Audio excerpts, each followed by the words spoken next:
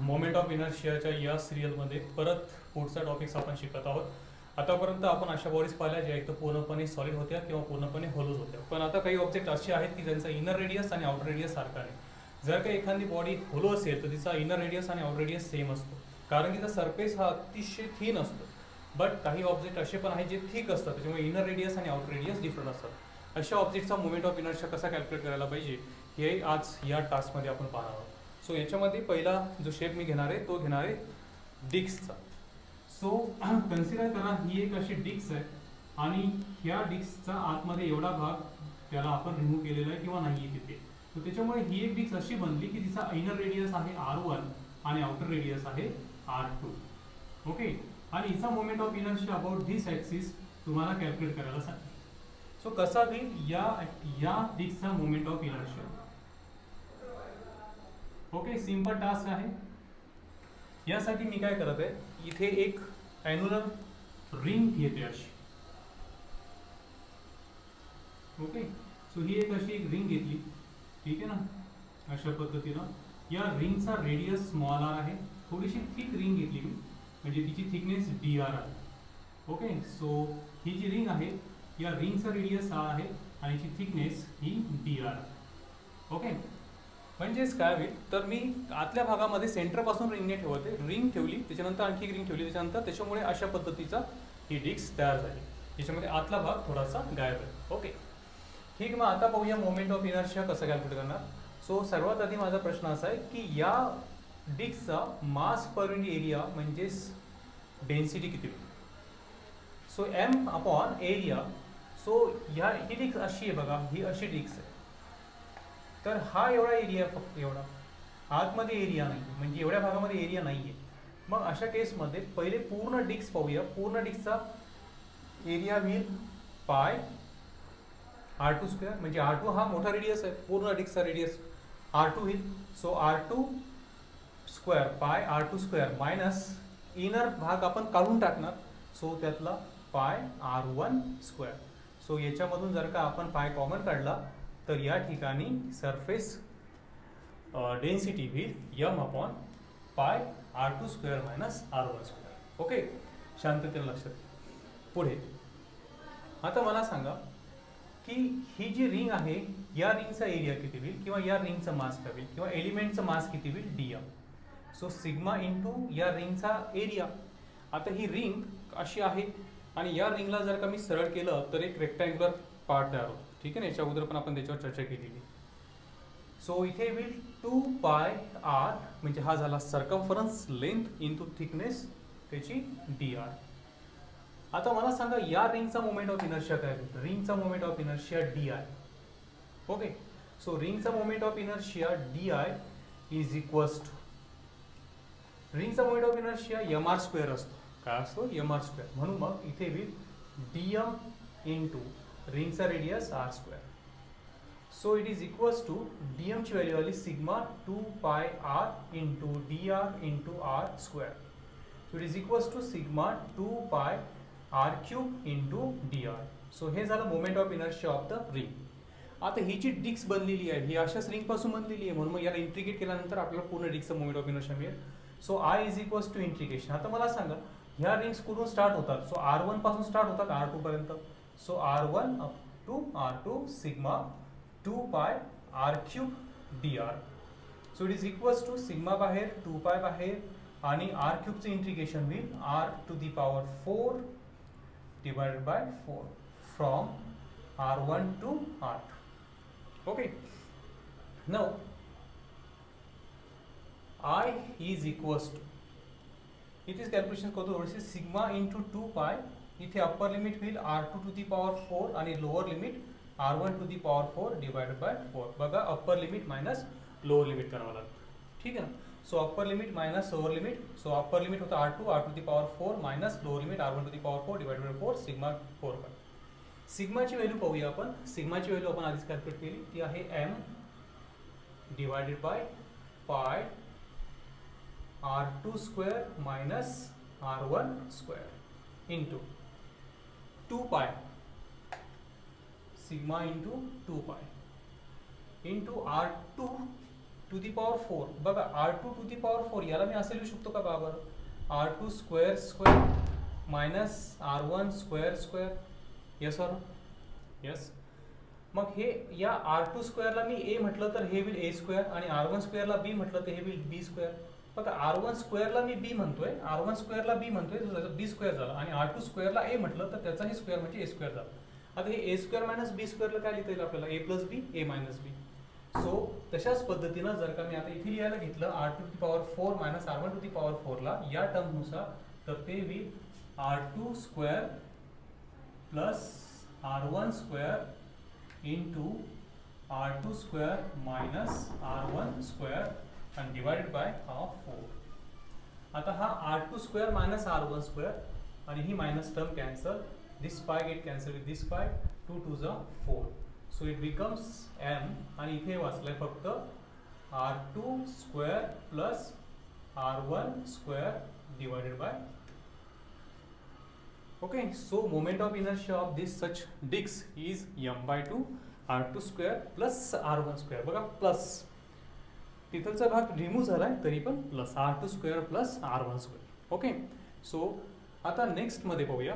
जर का समजा आपण इथे सिलेंडर घेतला असता तर काय झालं असतं, म्हणजे एखादा थिक सिलेंडर आहे. ओके, सो बघा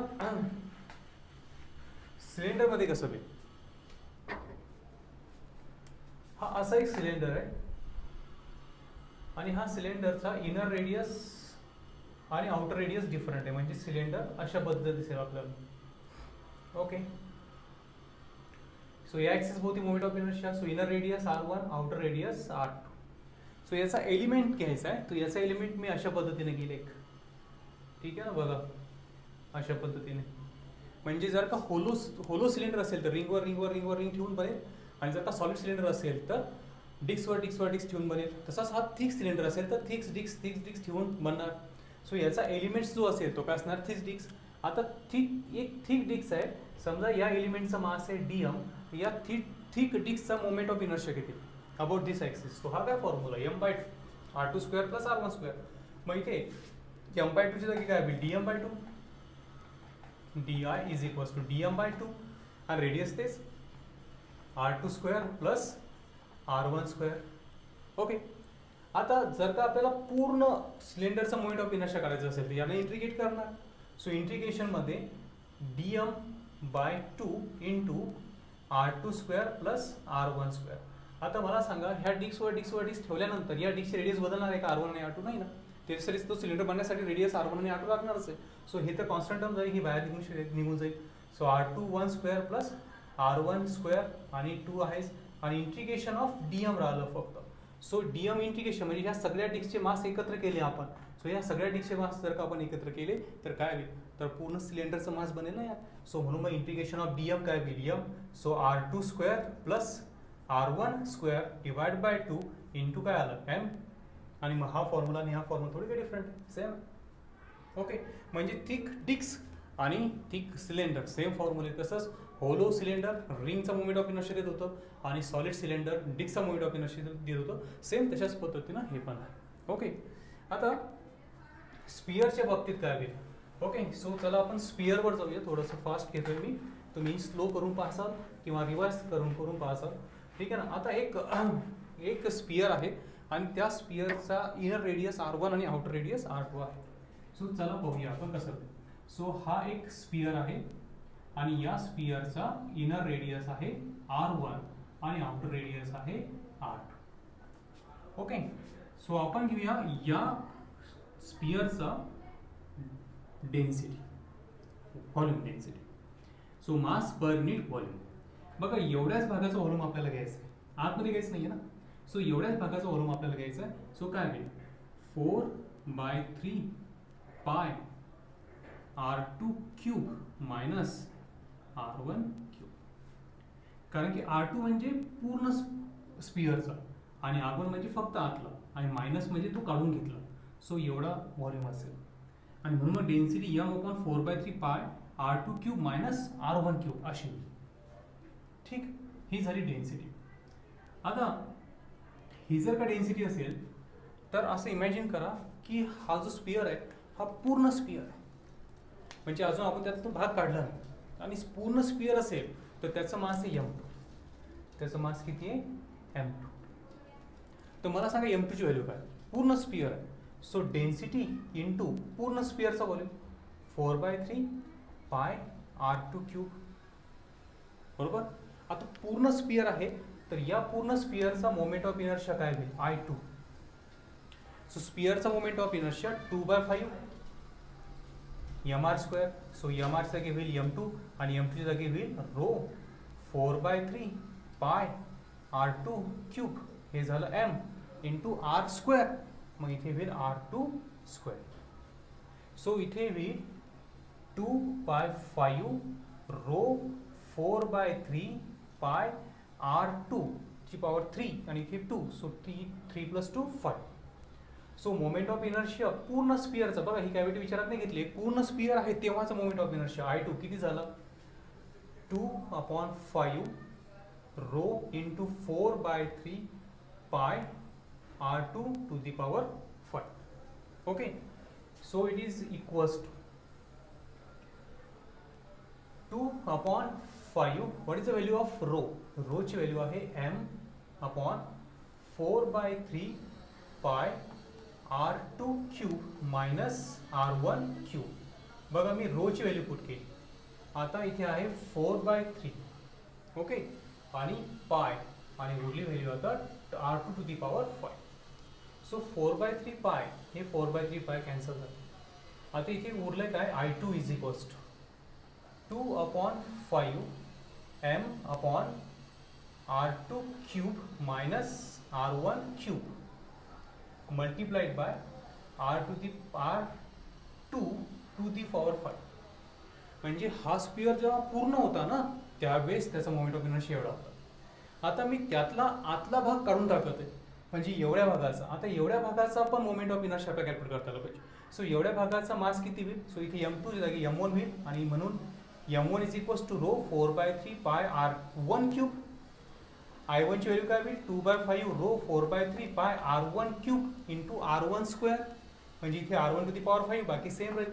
मग इथे I2 ची व्हॅल्यू जर का सेम कॅल्क्युलेशन्स केले, so similarly I1 is equals to काय होईल? 2/5 m/r2 cube minus r1 cube multiplied by r1 to the power 5. ठीक. आता बघा की पूर्ण स्पियर जो आहे त्याचा मोमेंट ऑफ इनर्शिया I2. आतला जो भाग आहे जो आपण रिमूव्ह करणार आहे त्याचा मोमेंट ऑफ इनर्शिया I1. मग या पूर्ण मोठ्या स्पियर मधून आतला भाग जर रिमूव्ह केला, आतला भाग जर का रिमूव्ह केला तर moment of inertia, net moment of inertia किती होईल? इतर I2 मायनस I1 कमी केल्यामुळे. ठीक. मग काय होईल? सो इथेच करूया आपण कॅल्क्युलेशन्स. सो बघा इथे 2/5 इथे 2/5 इथे m upon this term m upon this bracket. So ह्या दोन टर्म्स कॉमन निघतील. So 2/5 m upon r2 cube minus r1 cube आणि इथे r2 to the power 5 minus r1 to the power 5 हे subtraction. Okay. Now it is equals to, नीट लिहितोय फक्त, झालं आहे ते calculations. 2/5 m r2 to the power 5 minus r1 to the power 5 divided by r2 cube minus r1 cube. So हा will moment of inertia of sphere. जर का याची कॅव्हिटी काढून घेतली असेल म्हणजे इनर रेडियस आणि आउटर रेडियस डिफरंट असेल. ओके. सो 3 ऑब्जेक्ट समजले थिक असणार आहे, एक डिस्क आणि एक सिलेंडर आणि एक स्पियर.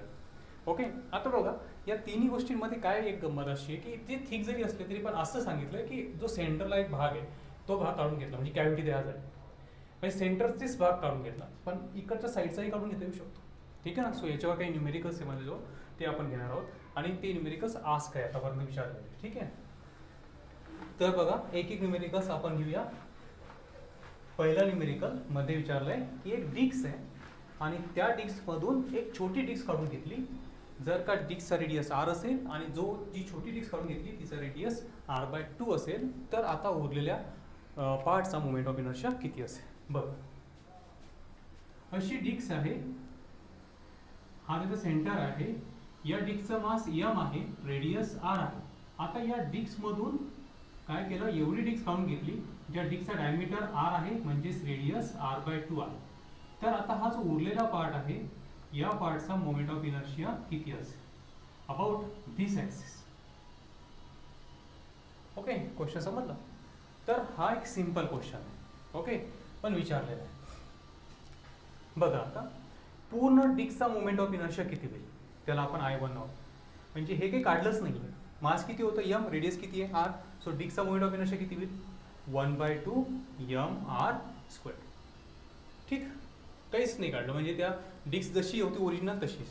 ओके, आता मला सांगा की मास पर युनिट व्हॉल्यूम, म्हणजे हे जे मास तुम्ही काढणार आहे इथून, ठीक आहे ना, हे मास किती असेल m'.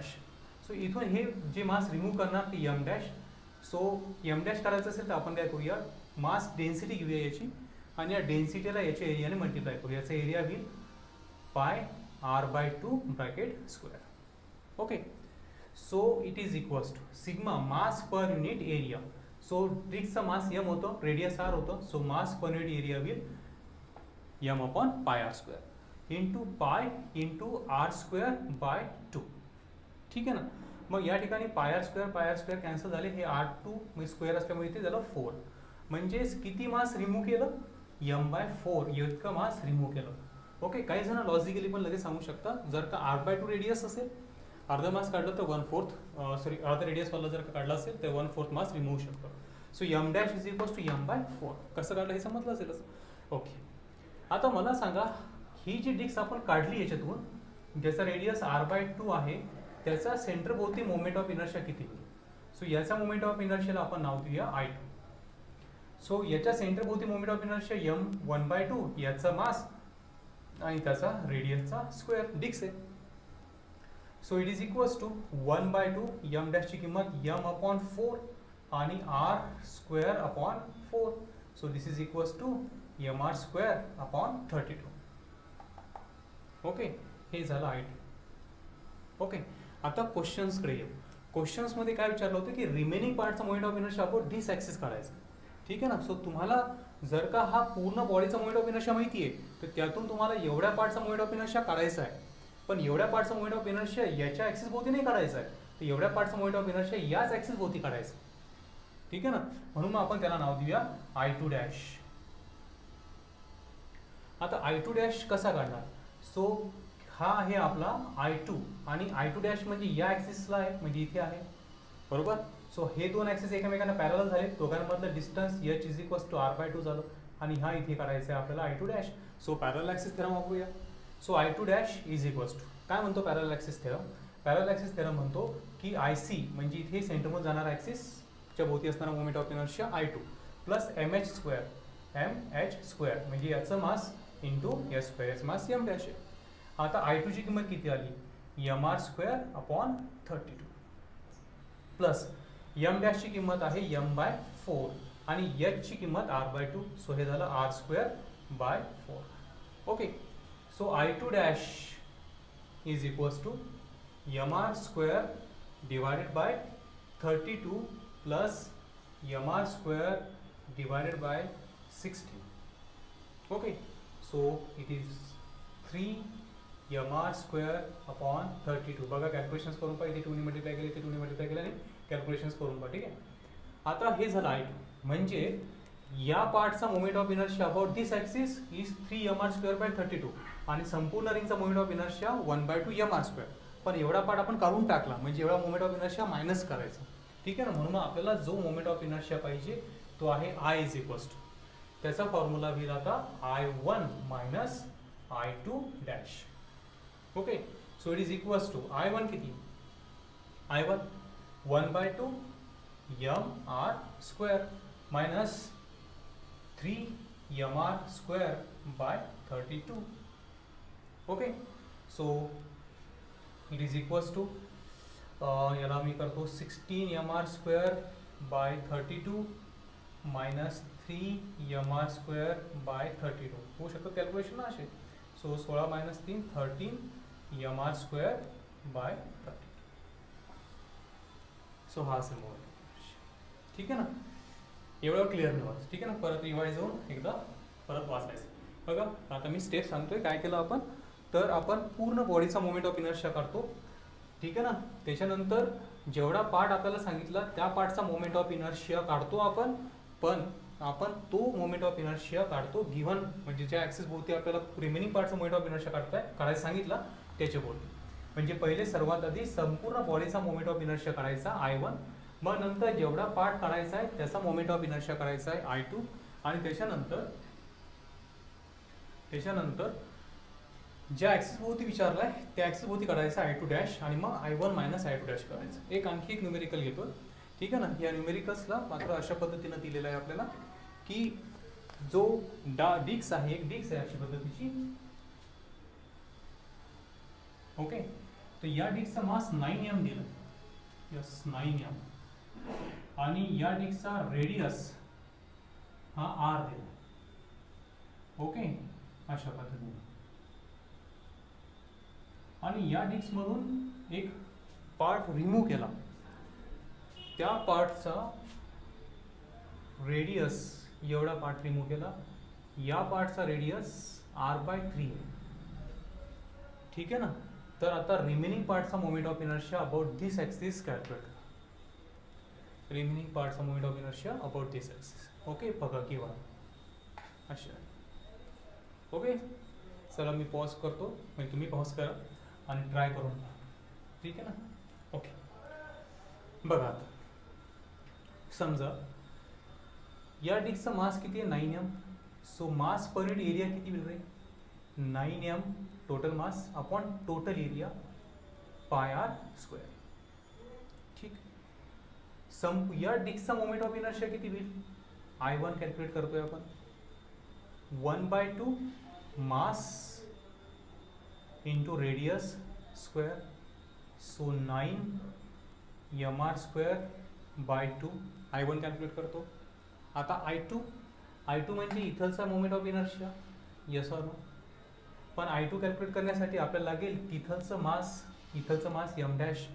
m डॅश म्हणजे तिथलचं मास पर युनिट एरिया इंटू हा एवढा एरिया होईल πr/3². So 9m upon πr² into πr²/3. So πr² cancel, so 3 नाही 9, so 9 also get cancel. So किती आलं मास m. मग मला सांगा I2 इज इक्वल्स टू काय झालं. तर I2 इज इक्वल्स टू 1/2 या डिस्कचा मास m आणि या डिस्कचा रेडियस r/3 म्हणजे r²/9 mr² झालं. पण आपल्याला I2 नाही पाहिजे, आपल्याला याचा मोमेंट ऑफ इनर्शिया अबाउट दिस पाहिजे. आता हे डिस्टन्स मला काढावं लागेल, हे h. आता बघा इथून तर इथपर्यंत डिस्टन्स आहे r, इथून या इथपर्यंत दिसते ना, इथून इथपर्यंत distance r, radius of the main disk. पण त्यातून एवढा डिस्टन्स रिमूव्ह होला ना, एवढा डिस्टन्स कमी करायचं आपल्याला, तर एवढंच पाहिजे h parallel axis distance. So minus काय होईल r/3. So it is equals to 2r/3, okay. आता I2 dash is equals to will I2 plus m dash h², okay. So I2 ची किंमत आली mr²/18 प्लस m डॅश ची किंमत तर mच आहे, आणि h ची किंमत 2r/3 म्हणजे हे झालं 4r²/9, ठीक. So it is equals to mr²/18 plus हे होईल 8 mr²/18, ठीक आहे ना. समजून घ्या काय केलं. So 8 plus this, okay. So 9. So I2 dash is equals to 9 mr²/18, okay, ठीक. So it is equals to mr²/2, okay. आता हे झालं याचा moment of inertia about this axis, आणि पूर्ण डिस्कचा मोमेंट ऑफ इनर्शिया हा, आणि हा आहे I2 डॅश, या जो पार्ट रिमूव्ह करायचा त्याचा moment of inertia. So total moment of inertia म्हणून जो पार्ट रिमूव्ह करायचा त्याचा मोमेंट ऑफ इनर्शिया म्हणजेच आपला I असेल. So I is equals to I1 minus I2 dash. I1 आहे 9 mr square by 2 minus mr square by 2. So it is equals to 8 mr square by 2. So this is 4. So आयचं answer आलं 4 mr square. Okay. So अशा पद्धतीनं कॅव्हिटीवाला हा एक problem. आणखी ह्याच्यामध्ये एक प्रॉब्लेम असाही विचारलेला आहे की ही जी डिस्क आहे अशाच पद्धतीची, पण आता मात्र असा डिस्क काढली की ज्या डिस्कचा रेडियस r/4. ठीक आहे ना. सो तुम्ही तसा न्यूमेरिकल्स स्वतः ट्राय करून पहा. ओके. आता नेक्स्ट न्यूमेरिकल हा ट्रायंगलवर आहे, ट्रायंगलमधली कॅव्हिटी. ठीक आहे. सो ट्रायंगलमधली कॅव्हिटी सुद्धा विचारलेली आहे JEE मध्ये. ठीक आहे ना. सो बघा, एक ट्रायंगल दिलेला आहे असं. या ट्रायंगलचं नाव ABC आणि या ट्रायंगल मधून आणखी एक ट्रायंगल DF नावाचा हा रिमूव्ह केला. मग एवढ्या पार्टचा मोमेंट ऑफ इनर्शिया काढायचा. what an axis passing through its centroid. ठीक. सो हा प्रॉब्लेम ॲक्च्युली इझी आहे पण थोडासा लेंदी आहे. बघा, समजा तो पूर्ण ट्रायंगल आहे, त्याचा मास m आहे. ठीक आहे ना. पूर्ण ट्रायंगलचा मास m घेऊया. आता या ट्रायंगलचं मास पर युनिट एरिया किती आहे? सो ट्रायंगलचा मास m, तर एरिया करायचा असेल तर त्याचा 1/2 बेस. सो समजा या ट्रायंगलची जी विड्थ, इक्विलॅटरल ट्रायंगल दिलेला आहे क्वेश्चनमध्येच, इक्विलॅटरल ट्रायंगल दिलेला आहे आणि त्याची जी एक साईड आहे ती a आहे. So 1/2 a base into height. आता हाईट काढायची आहे ट्रायंगलची. सो बघा इथे की असेच कॅल्क्युलेशन्स करावे लागत आहे, म्हणूनच टाइम लागत आहे, अदरवाईज हे सोपं आहे. सो हा ट्रायंगल आहे, याची हाईट काढायची आहे आणि याची ही जी साईड आहे ही a आहे, ही पूर्ण एवढी a आहे. तर याची हाफ a/2 होईल आणि ही a आहे. सो याची कॅल्क्युलेशन्स करा. सो पायथागोरसनुसार h² इज इक्वल्स टू काय होईल? a² minus a²/4. So height येईल 3a²/4. So h is equals to √3a/4. So हाईटची व्हॅल्यू मी इथे ठेवतोय √3a/4. म्हणजे डेन्सिटी किती मिळाली? 4 to 8. So 8m upon √3a². ही मिळाली surface density of this triangle, पूर्ण ट्रायंगलची. आता या ट्रायंगलचा मोमेंट ऑफ इनर्शिया. सो ट्रायंगलचा मोमेंट ऑफ इनर्शिया I1, पूर्ण ट्रायंगलचा मोमेंट ऑफ इनर्शिया 1/6 m. 6 आणि सिग्मा मध्ये कन्फ्युजन होईल. ठीक आहे. Sigma 1/6 m into side square a². Okay. हे होईल I1 ची व्हॅल्यू. मी सरळ सरळ लिहूया ma²/6. जे आन्सर म्हणजे ऑप्शन्स दिले होते त्या वर्षी, तर त्याच्यामध्ये सुद्धा या I1च्या टाइम्समध्येच जो नेक्स्ट मोमेंट ऑफ इनर्शिया तो कॅल्क्युलेट करायला सांगितलं. आता आपण या ट्रायंगलचा मोमेंट ऑफ इनर्शिया कॅल्क्युलेट करूया. या ट्रायंगलचा मोमेंट ऑफ इनर्शिया कॅल्क्युलेट करण्यासाठी याचंही मास लागेल आपल्याला, त्याला m डॅश नाव देऊ. So m dash is equals to sigma into या ट्रायंगलचा एरिया. या ट्रायंगलचा एरिया होईल 1/2 बेस. आता याचा बेस, सो सिमिलर अँगल ट्रायंगलवर सिस्टीम यूज करून हे a/2 येईल. बेस किती होईल त्याचा? a/2. आणि आता हाईट परत याच पद्धतीने हाईट काढू. सो आता बेस a/2 होता, त्याचा हाफ a/4 होईल आणि हे होईल a/2. सो इथे हाईट जी होईल ती a² is equals to a²/4 इथलचा स्क्वेअर मायनस a²/16. सो हे 4 मीन्स 3a²/16 होईल. सो h ची किंमत √3a²/4 होईल, h ची किंमत. सो हा झाला mass per unit area into area 1/2 base into ही height √3a²/4. Okay. So it is equals to सिग्माची व्हॅल्यू पुट करूया इथे 8m अपॉन √3a² इंटू हे झाले a/8 into √3a²/4. Okay. So √3a² cancel, 8 cancel. Okay, इथे a कुठून आला? अच्छा, इथे एकच ए होता, इथे a² नाही आहे. सो हा a² कॅन्सल, हा पण कॅन्सल झालेला, इथे स्क्वेअर नाही आहे. सो इथे फक्त मास आलं m/4. तर या ट्रायंगलचा मोमेंट ऑफ इनर्शिया काय होईल मग? I2 इज इक्वल्स टू, या आतल्या ट्रायंगलचा 1/6 m' इंटू साईडचा स्क्वेअर. सो हे होतं a/2 आणि त्याचा स्क्वेअर. So it is equals to 1/6 m' means m/4 आणि a/2 चा स्क्वेअर होईल 8²/4. So it is equals to ma²/6 into 1/16. ठीक आहे ना, ही ma² हा 6 आणि 4 × 4 16. ठीक आहे ना, जाणून बुजून असं लिहिलं. आता net moment of inertia calculate करायचा आहे पूर्ण. म्हणजे काय, तर हा पूर्ण मोमेंट ऑफ इनर्शिया I1 आणि याच्यातून हा काढल्यानंतरचा मोमेंट ऑफ इनर्शिया तो असेल आपल्यासाठी I is equals to I1 minus I2. So I1 ची व्हॅल्यू आली होती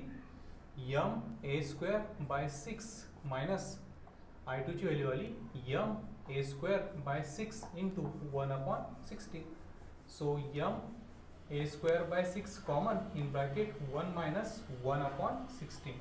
so it is equals to ma²/6 into 15/16. आणि म्हणून मग जे आन्सर होतं I इज इक्वल्स टू, ठीक आहे ना, जेव्हा तुम्ही क्वेश्चन्स पासाल त्यावेळेस, so it is equals to 15/16 times I1. बघा ही I1 ची किंमत ma²/6 आहे. ओके, सो हा ट्रायंगलचा एक प्रॉब्लेम JEE मध्ये विचारलेला आहे याच्या अगोदर. ओके, आणखी एक क्वेश्चन घेतोय, तो पण आस्क आहे. तर त्याच्यामध्ये काय होतं की एक स्पियर आहे आणि या स्पियरच्या आतमधून तुम्हाला एक क्यूब काढायचा आहे. स्पियरमधून क्यूब काढायचा आहे. ओके, सो स्पियरमधून क्यूब कसा, तर बघा हे पण झाले आपलं. ओके, सो स्पियरमधून क्यूब. सो हा पूर्ण एक स्पियर आणि या स्पियरमधून तुम्हाला एक क्यूब काढायला सांगितलं. इथे तुम्हाला स्क्वेअर दिसेल, पण इथून एक क्यूब काढायला सांगितला आणि जेवढा जास्त मोठा क्यूब तुम्हाला काढता येईल तेवढा मोठा क्यूब काढा आणि मग त्या क्यूबचा मोमेंट ऑफ इनर्शिया सांगा. ठीक आहे ना, असा क्वेश्चन होता. सो या स्पियरचं मास दिलं होतं m आणि रेडियस दिला होता r. स्पियरचं मास m आणि रेडियस r असं दिलं होतं. तर बघा आपण सर्वात आधी काढूया क्यूबचं स्पियरचं मास पर युनिट व्हॉल्यूम. सो स्पियरचा मास m दिलाय आणि रेडियस r दिल्यामुळे 4/3 πr क्यूब असं होईल. सो हे होईल 3m/4πr क्यूब. हे होईल या स्पियरचा व्हॉल्यूम. आता मला करायचं आहे याचा मोमेंट ऑफ इनर्शिया, कोणाचा, फक्त क्यूबचा. हा जो क्यूब याच्यातून बाहेर निघेल ना, हा, तर मला त्या क्यूबचं मास माहीत पाहिजे, तेव्हा मला त्या क्यूबचा मोमेंट ऑफ इनर्शिया काढता येईल. बरोबर. आणि मग ह्या टास्कमध्ये फक्त या क्यूबचा मास काढणंच मोठी गोष्ट आहे. बघा आता या क्यूबचा व्हॉल्यूम आपल्याला काढायचा आहे. सो क्यूबची साईड आपल्याला काही माहिती नाही आहे. ओके, सो क्यूबची साईड माहिती नसल्याच्या कारणाने आपल्याला त्याचा व्हॉल्यूम काढणं कठीण. सो पहिले आपण साईड काढूया क्यूबची किती होईल आणि मग त्याचा व्हॉल्यूम काढू. समजा या क्यूबची साईड ए आहे. ठीक आहे ना, इथे न्यूमेरिकल्समध्ये असं सांगितलं होतं की हा जो क्यूब आहे हा क्यूब असा काढला की तो मॅक्सिमम असायला पाहिजे. आता हा मॅक्सिमम असण्यासाठी काय होईल माहिती का, हा क्यूब बघा असा पूर्ण स्पियर आहे, इमॅजिन करा, आणि त्यातला क्यूब काढायचा. तर जो क्यूब असणार आहे ना, लक्षात घ्या, सो जो क्यूब असणार आहे, क्यूबमध्ये दोन प्रकारचे डायगोनल असतात. एक फेस डायगोनल असतो. ठीक आहे ना, म्हणजे असा हा क्यूब जर मी काढला, इथे ड्रॉ केला, ठीक आहे ना, तर हा जो समोरचा फेस दिसतो ना, असा हा एक स्क्वेअर, याचा एक डायगोनल असतो. आणि एक असा डायगोनल असतो जो इथे सुरू होतो एका कॉर्नरवर आणि दुसऱ्या अपोजिट कॉर्नरवर तो कनेक्ट होतो. ठीक आहे ना, जर का तुम्ही एखाद्या रूममध्ये बसले असाल, बॉक्समध्ये बसलेले असाल, तर इमॅजिन करा की असा बॉक्स आहे. ओके, सो बॉक्सचे 8 कॉर्नर, 1 2 3 4 5 6 7 8. ठीक आहे ना, असे 8 कॉर्नर. सो ह्या दोन कॉर्नरमधला डायगोनल. सो हा डायगोनल म्हणजे हा डायगोनल 2r असला पाहिजे, म्हणजे तो स्पियरला पूर्ण कव्हर करेल. ठीक आहे ना, कळते, बरोबर लक्षात घ्या. तिकडच्या कोपऱ्यावरचा आणि इकडच्या कोपऱ्यामधला हा जो डायगोनल आहे हा सेंटरमधून जाईल, म्हणजे स्पियरच्या या सरफेसवरून सुरू होईल तर स्पियरच्या त्या सरफेसपर्यंत असेल. त्यावेळेस त्यातला मॅक्सिमम क्यूब आपण बाहेर करू शकतो. म्हणजे या ठिकाणी हा जो क्यूब असेल या क्यूबचा हा जो डायगोनल असेल ना, हा डायगोनल 2r असायला पाहिजे. किती असायला पाहिजे? 2r. तर आपण त्या स्पियर मधला मॅक्सिमम व्हॉल्यूमवाला क्यूब बाहेर काढू शकतो. आता हा जो 2r आहे, या 2r वरून आपल्याला a ची किंमत काढायची. बघा आता या 2r ची किंमत, हा 2r कसा बनतो बघा, याला मी असं जॉईन करतो, हा म्हणजे हा झाला फेजचा डायगोनल आणि ही एक साईड. सो या साईडची व्हॅल्यू ही आहे आणि हा फेजचा डायगोनल आहे. हा इथे हा जो आहे ना, हा फेजचा डायगोनल आहे. म्हणजे असा हा झाला a, हा झाला आपला 2r आणि हा इथे जो आहे ना, इथे ते इथे हा या खालच्या फेजचा डायगोनल आहे. आता फेजचा डायगोनल कसा होणार? हा फेजचा डायगोनल हे एक आणि हे एक. So Pythagoras a square plus a square 2a square, म्हणजे इथलची व्हॅल्यू 2a स्क्वेअर होईल. म्हणजे स्क्वेअर करून इथलची व्हॅल्यू a स्क्वेअर होईल आणि ही व्हॅल्यू स्क्वेअर केल्यानंतर 4πr स्क्वेअर. मग हे 2a square plus a square म्हणजे 3a स्क्वेअरची किंमत होईल 4r स्क्वेअर. ओके, शांततेनं लक्षात घ्यायचं व्यवस्थित ना, डिवाइड करून पाहायचं ते. 3a square 4r square. So a स्क्वेअरची किंमत होईल 4r स्क्वेअर बाय 3. म्हणजे त्या क्यूबची एक side a square is equals to 4r square upon 3 असेल. म्हणजे a ची किंमत किती असेल? a ची किंमत असेल 2r बाय रूट 3. ही असेल a ची किंमत. ओके, आता मला सांगा मग क्यूबचा मास किती होईल?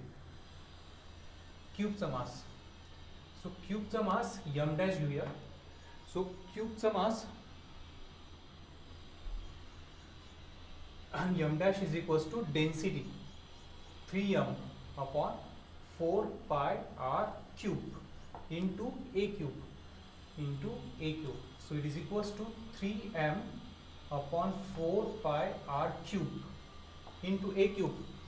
a ची value 2r upon root 3. So cube होईल 8r cube upon 3 चा क्यूब होईल 3 root 3. ओके, हे कॅल्क्युलेशन्स करत राहायचे होता. ठीक आहे. आता बघा इथे r क्यूब झाला कॅन्सल. सो हे 3 3 पण गेट कॅन्सल. सो 8 आणि हे झाले 4 2 जा. सो 2m आपण हा पाय राहिला आणि हे रूट 3 राहिला. ठीक आहे ना. आता moment of inertia of the cuboid, क्यूबचा मोमेंट ऑफ इनर्शिया हा पण 1/6 m डॅश a स्क्वेअर एवढा असतो. So 1/6 as it is. m dash ची किंमत ही काढली आपण, ही झाली twice m upon pi root 3 into a square. a ची किंमत ही आहे. सो ते होईल 4r square upon 3. Okay, so 2 6 r, so 2 3 r 6. So इथे राहिलं 4mr square. So 3 into 3 9 pi into route 3. So हे त्याचं आन्सर होतं त्या वर्षी. ओके, सो सिम्पल होतं. फक्त मेहनती मुलांनाच जमू शकतो. सो मेहनत करा, अभ्यास करत राहा. ठीक आहे. आता याच्यानंतर एकच व्हिडिओ राहिली याच्यावरची, आणि ती जर का व्हिडिओ आणि काही बुक्स जर का तुम्ही छानपैकी व्यवस्थित रिवाइज केले तर मोमेंट ऑफ इनर्शियावरचे बरेचसे न्यूमेरिकल्स तुम्हाला सोडवता येतील.